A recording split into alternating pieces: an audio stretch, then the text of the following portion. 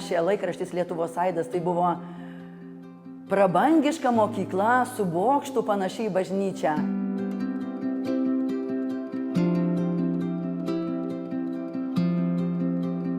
Šitos mokyklos niekas neniokojo, nes tai buvo švietimo objektas, kultūrinis objektas su daugybė istorijos žymių. Visos medžiagos, išskyrus čerpes ir plytas, buvo atplukdytos laivais, atidundėję traukiniais ir nuo Alytaus iki Kurnėnų atgabentos arkliais. Visame statinyje yra unikalūs langai, kurie buvo paveldosaugininkams atėjusiems restauruoti mokyklą vienas iš galvos skausmų, nes buvo labai sudėtinga juos atnaujinti. Tačiau, kadangi mecenatas Laurynas Radziukynas medžiagas pirko pačias prabangiausias, tai ant įvairių medžiagų detalių buvo įspaudai įmonių, kurios tas medžiagas gamino.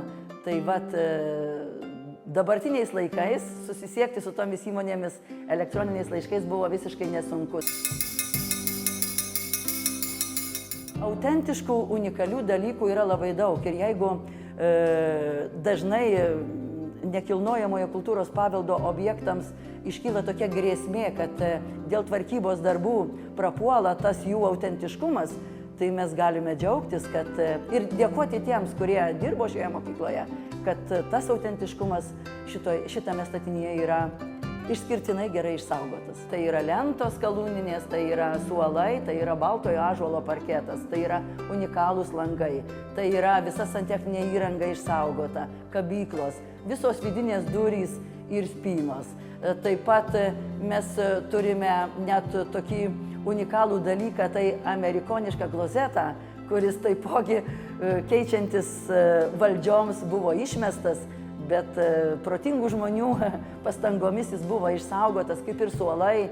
Tai yra mūsų istorija, tai mūsų šaknys, pagaliau tai yra ženklai, kurie mus moko. Tai yra apskritai mūsų saugumo garantas, nes kur nesaugi praeitis, tai nesaugi ir dabartis ir ateitis.